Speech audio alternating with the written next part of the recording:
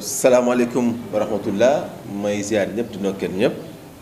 di wax ni man la monsieur El Hadj Doudou Sow nekk président du mouvement La Sagesse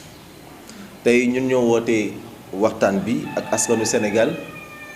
ci li ko njëkkee suñu kàddu rek jëmle ko ci jeunesse africaine plus particulièrement ndawu Sénégal da di waxtaan boo xam ne sax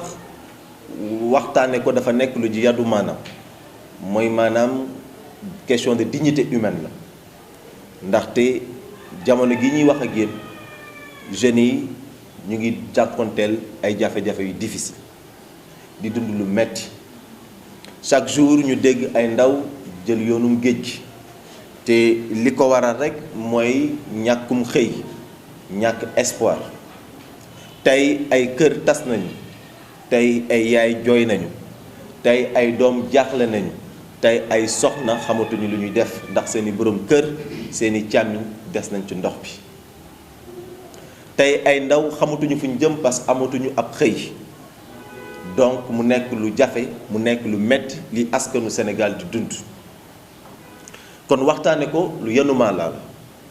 su ñu demee banaan jamono gi nañu def deuil national ñu koy waxtaane mooy wane ni askanu Sénégal li muy dund jamono gi metti na su ñu demee ba ci une semaine juróom-ñaari fan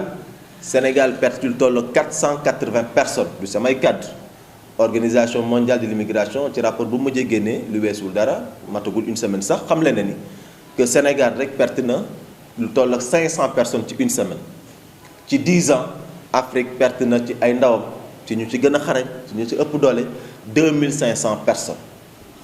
kon mu nekk lu tiis mu nekk lu metti ñuy wax ni kon ci loolu di jaale ñëpp di jaale askanu Sénégal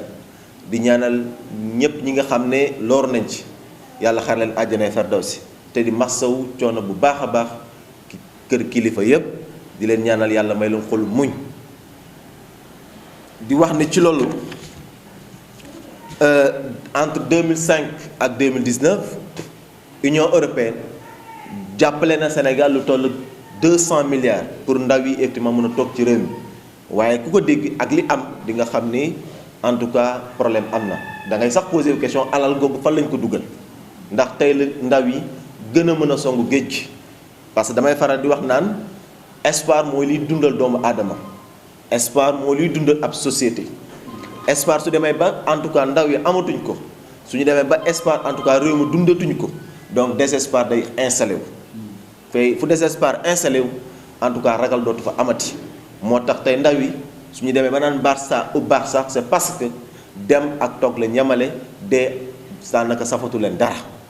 kon mi wane ne rek kon en tout cas fi mu toll nii ku ci ne ci ñun rawatina en tout cas nguurum Sénégal gi nga xam ne le président Macky Sall mu ko jiite tey en tout cas yoon la asko mu gestuwaat askanam gestuwaat ndaw yi xam ni kat wax dëgg fa yàlla ndawu Sénégal ñu ngi dund lu metti lu diis tey soo jëlee rek secteur bi mel ni la pêche daanaka 6000 acteurs ñoo ci liggéey 25000 moo ñoo nekk ci mool ñooy ànd ak gaal yi ña ci liggéey yépp nag daanaka 6000 acteurs lañu kon 6000 acteurs yooyu tey effectivement tey ñu jànkonteel jafe-jafe yu metti li ko waral ndaxte tey géej bi état du Sénégal jaay na ay licence de pêche depuis des années jaay ko ay bateaux étrangers yoo nga xam ne ñoo ñu ëpp doole logistique ëpp ñu doole technique daanaka suñuy sànnee en tout cas seeni mbaal waxuma la jën bu mag ak jën bu ndaw lépp li ñuy buub yóbbu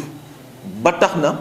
ndaw yi suñu xëyee dem géej dafa ñaar ñetti fan nañu demee noonu la ñuy delloosi te ku yor njaboot yor yaay yor papa yor soxna yor ay doom yu war a dundal na nga demee noonu ngay delloosi ku nekk suñu xam ne ni metti na te nga yor garab yor ñoo war a dundal tiis na kon li nga xam ne donc moom la nguuru Sénégal war a def mooy fexe en tout cas donc ba licence de pêche yooyu nga xam ne jébbal na ko ay bateaux étrangers ñuy napp si suñu géej jël yóbbu jaay bitim réew loolu la ñu war a dakkal ngir ndaw yi kat mën a amaat espoir mën a toog ndaxte képp ko si ñun yow mi di ma déglu tiitloo ci li xew c'est parce que peut-être da nga amul xolu yërmandi tiitloo ci li xew c'est parce que jàppoon ni kat sab doom suba mën na duyal gaal gi li fi ne dafa nekk lu doy waar dafa nekk lu tiis dafa nekk lu metti ndaxte ab ndaw jàng ba mu baccalauréat def 13 ans d'études jàng dem université def fa 5 ans 7 ans génn toog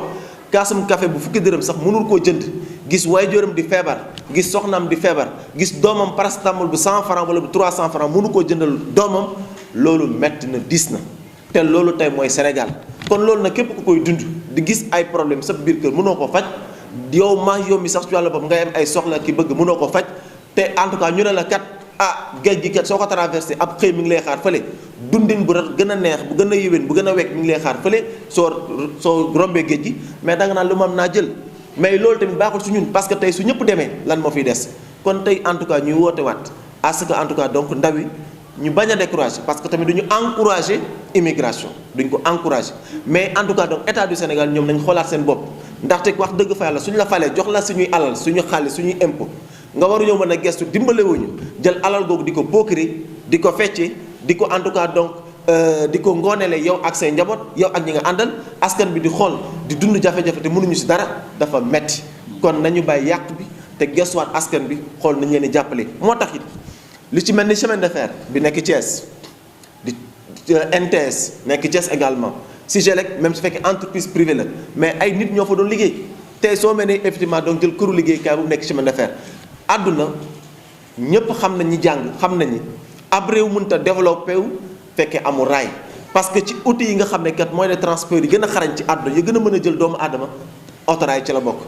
tey ñi nga xam ne dund nañ te fekkee en tout cas jamono chemin de fer xam nañ la mu jure réew mi économie si xam nañ lu chemin de fer mën a andi réew mi tey chemin de fer fa mu doon jaar yépp ci Sénégal te jaaratu fa tey depuis maintenant des années daanaka bekkoor la ñuy dund dara amatu fa ñuy dund lu metti kon yoon la tey parce que état du Sénégal chemin de fer bi nga xam ne woote nañ fi wooteeti ñëw nañ fi def naka sudu noonu mais ba léegi dara dañuy woote en tout cas état du Sénégal njëkkee ko ci son excellence monsieur le président de la Macky Sall à ce que effectivement mu xam ni li ko dese xëy na gaa bëriwul mais weesuwul à ce que en tout cas ñu soqaliwaat chemin de fer bi ndax 1000 milliards yi ñuy def ci kat train express bi te mu yem jam ñaajo tey amaana tey suñ ko delluwaatoon def ko ci biir chemin de fer gi xam naa en tout cas dina mën a daw ba fa mu waroon a mooy ay effectivement donc ay kii dara kon nañu xoolaat chemin de fer di jaajëfal nag wax dëgg fa yàlla retraité yi nga xam ne dem nañ liggéey ba pare amoon ay problème jotuñu woon seen xaalis am na ñu si jot seen alal mais des na ba léegi kon nañ gestu en tout cas retraité yi gestuwaat en tout cas chemin de fer réhabilité ko ndaxte en tout cas jàpp naa ni chemin de fer su doxee réew mi dina dundaat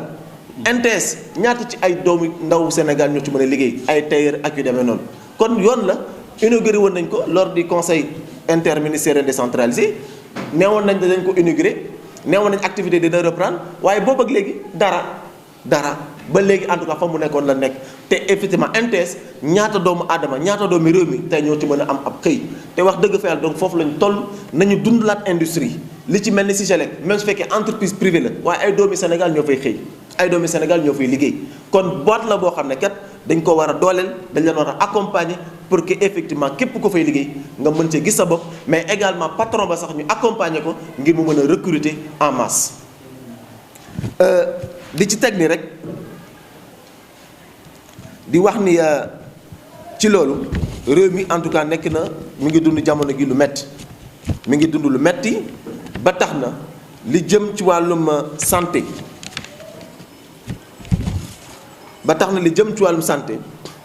dañuy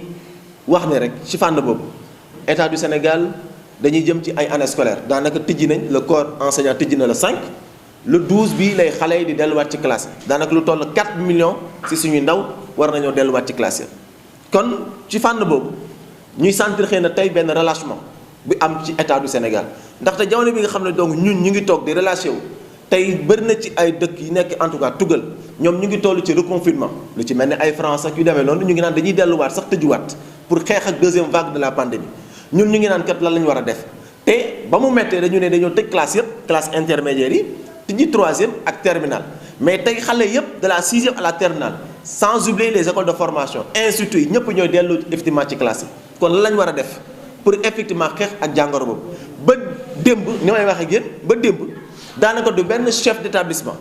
muy primaire beeg collège beeg lycée bu la mën a wax ni état du Sénégal kat mesures yi kat la ñu édicté pour ñun ñi nekk ci établissement yi pour ñu effectivement teg dispositif bi ba démb du kenn ko la ko mën a wax à quelques jours donc de l'ouverture des classes te suñuy doom ñooy dem jàngi ci école ya te il faut ñu jàngi mais état wax dëgg fa yàlla dañ koy woo mu gestu xam ni fi mu toll ni pour éviter en tout cas donc que nouvelle transmission am ci feebar bi vraiment donc war nañoo corser les mesures war nañ koo renforcer fexe ba xale yi mën a dellu ci classe yi en tout cas ci conditions yoo xam ne vraiment dara du leen ca fekk. di ci attirer attention bu baax a baax te wax dëgg fa yàlla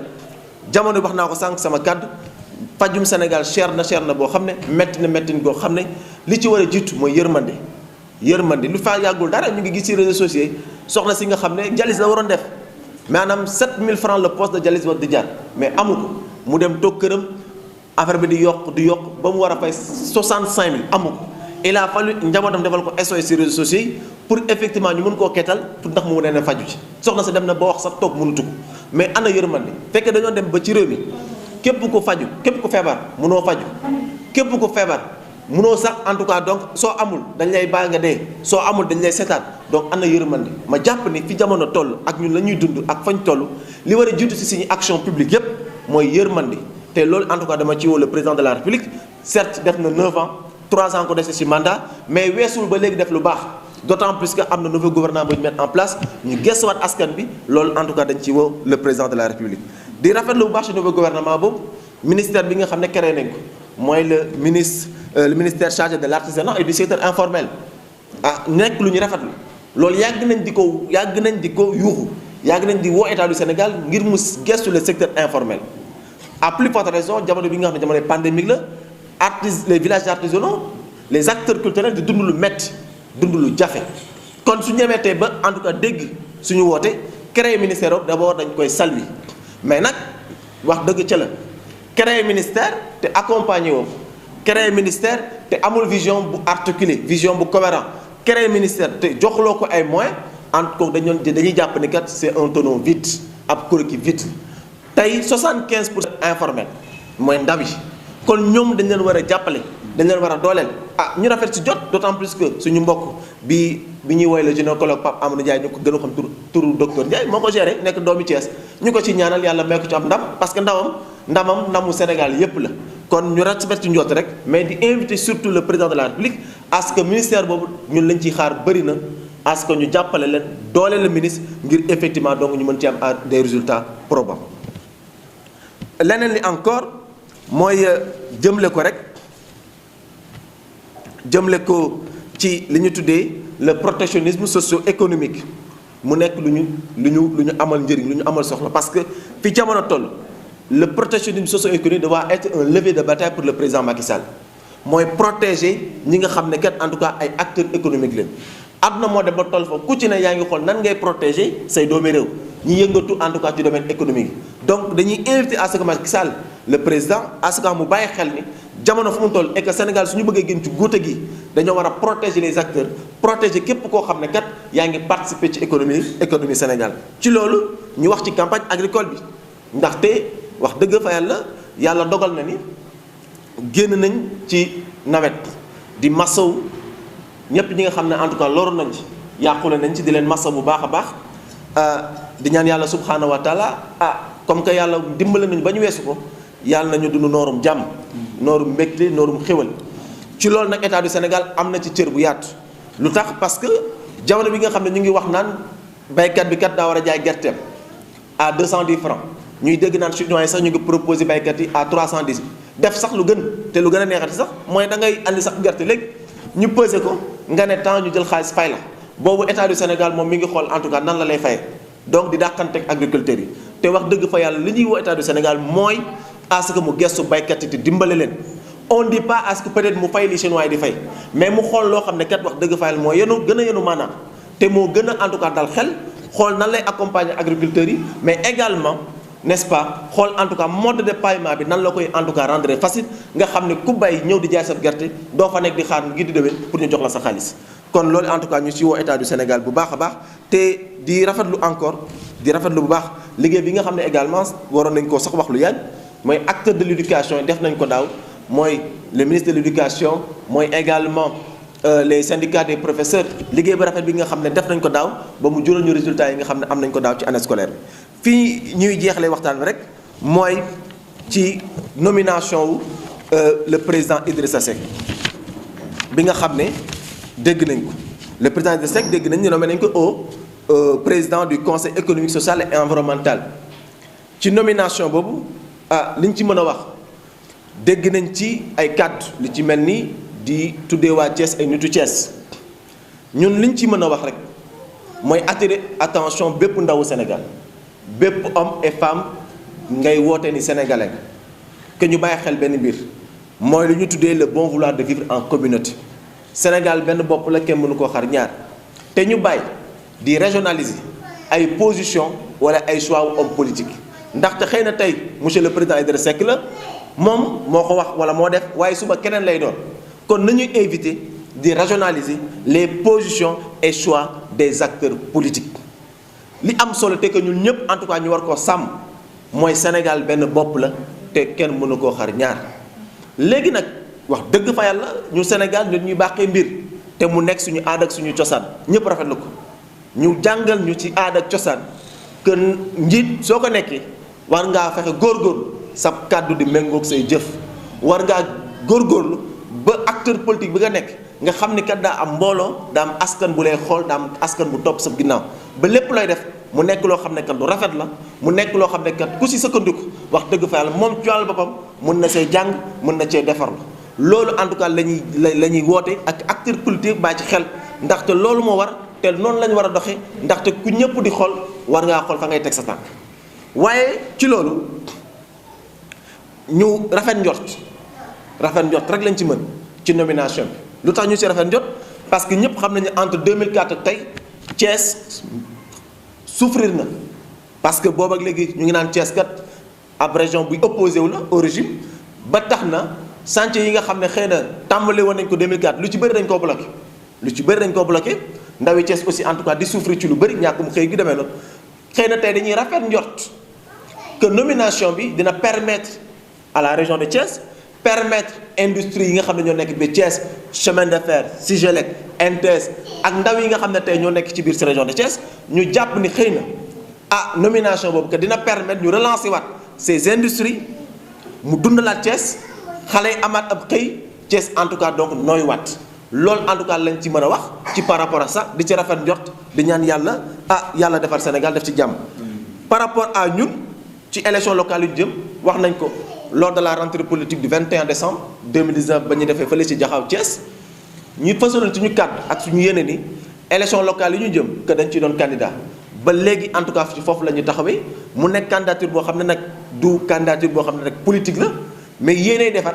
fas yéene en tout cas donc fi ñu bokk mooy Thiès Nord bëgg fi am taxawaay boo xam ne kat askanu Thiès Nord dinañ gis seen bopp si suñu liggéey ci loolu incha allah rabbi booba léegi commencé nañ di taxaw di liggéey sur le terrain ba yéene gi mooy taxawal une grande coalition ndaxte Sénégal ci histoire politique am jàngaleen te xamal nañ que benn nit ab sa mbooloo soo jàppee ni kat mën ngay remporter élection da ngay nax sa bopp xëy na moo tax comme que yéene defar nag la ñu am te defar ba ca gën mooy nga woo ñëpp jàpp ci comme benn xel doyul te benn nit mënta tàcc kon dañuy tijjeeku dañuy yaatal suñuy kuréel képp koo xam ne en tout cas jàpp nañu am ngay xalaat ak doole ab yéene defar ñu boole la ci coalition boobu avec benn programme boo xam ne kat dinañ saytu jàngoro Thiès Nord gépp tëgg ko ci programme fas yéene see taxaw ak suñuy nawle en tout cas pour en tout cas apporter des solutions ci problème yi nga xam ne kat suñu commune muy Thiès Nord jàpp nañ en tout cas donc ñu ngi koy jànkonteel loolu daal ci lañ fas yéene en tout cas donc taxaw di rafetlu bu baax a baax émission bi di ñaanal Sénégal yàlla def fi jàmm yàlla def fi sutura di ñaanal ñëpp di ñaanal kilifa diine yàlla yokk seen i wér di ñaanal aussi suñu professeur Iba Der Thiam yàlla ko xare ko àjjana Firdawsi fa ma jëm yàlla na ko gënal fa mu jóge di ñaanal ñëpp ci gàmmu geeg màggal gi ñu jóge lépp lu ci waaye julli te ñaan ko yàlla na ko subhanahu wa taala mottali ci barke kilifa yi tedd yëpp di santaat waa mouvement bi yëpp di sant sëñ Talata Fall le directeur de cabinet di sant suñu yaay ji suñu bàjjen Mousso di sant tous les responsables bi fi nekk di leen sant yéen les médias di ñaan yàlla defal ñu jàmm jërë ngeen jëf. liggéey bi nga xam ne tey moom lañ war a tàmbali muy liggéey bi njëkk si suñu liggéey te dañ koy fësal dañ koy am yéene di ko wëyal mooy fexe ba bépp ndaw réew mi d'abord gëm mooy kan non seulement xam li ko war mais fexe en tout cas am taxawaay boo xam ne kat day sóobu ci liggéey bi dina taxaw boo xam ne kat dina xam ne réew mi amul kenn ku ko ci ëppale que réew mi que da ci am cër que réew mi liggéeyam mooy en tout cas donc fexe ba moom mi nekk ndaw réew mi mu bañ a dépendre ci kenn mais xam ne su góorgóorlu taxaw gi mu war a taxaw yaakaar naa ni en tout cas donc dina mën a apporter en tout cas donc valeur dina mën a apporter en tout cas donc quelque chose à ce pays. boobu ak léegi en tout cas ñu nekk ci liggéey boobu di sillonner donc la région di sillonner le Sénégal dem waxtaan ak ndaw yi parce que ñoom ñoo constitué 75% de la jeunesse donc war nañu fexe ba ndaw yi nga xam ne tey ñooy jël gaal gi wala pertum espoir amatuñu yaakaar ci réew mi fexe donc ba jeunes yooyu xam ni le développement d'abord ñoom la le Sénégal d'abord ñoom la que ñoom ñoo war a porter le développement ndax bépp doomu aadama bu judd da ngaa judd pour apporter de la valeur dans l'économie du Sénégal loolu nag da di liggéey boo xam ne bu yaatu ñu xam ne donc liggéey boobu kat mooy war a njëkk ci liggéey bi mooy le capital humain ci loolu en tout cas donc la ñu tàmbale suñu liggéey boobu ak léegi te fas yéene en tout cas donc di ko wéyal ndaxte suñu amee une jeunesse consciente une jeunesse boo xam ne kat xam na la koy xaar te xam na nan la war a taxawee je pense que donc liggéey bi en tout cas day gën a yomb ba ca tegu nag mooy fexe ba def des formations en entrepreneuriat li ci yàggul dara conseil départemental bu Thiès def nañ fa une formation en entrepreneuriat avec des jeunes lañ ci jubloon mooy lan fexe ba xamal ndaw yi lan mooy entrepreneuriat fexe ba xamal ndaw yi que soo paree ab jàng universitaire wala professionnel d'autant plus que donc état du Sénégal wala nguur sax mënut a jox xëy ñëpp kon li nga xam ne moom nga war a def mooy xool ci sa anime ci sa mën-mën ci sa kattan lan nga war a mën a def loo xam ne kat war na la mënal jural dara jural effectivement donc état du Sénégal jural askanu Sénégal dara loolu nag dafa laaj formation dafa laaj accompagnement moo tax nag ñun mouvement la SAED depuis lors nag ci loolu la ñuy taxaw tem pour que effectivement donc ndaw réewu Sénégal mën a gis bopp ci li ñuy def xam ñooy ki ñan xam lañu war a def pour que en tout cas donc ñu mën a xam ni le Sénégal que sénégalais rek ñoo ko mën a tabax.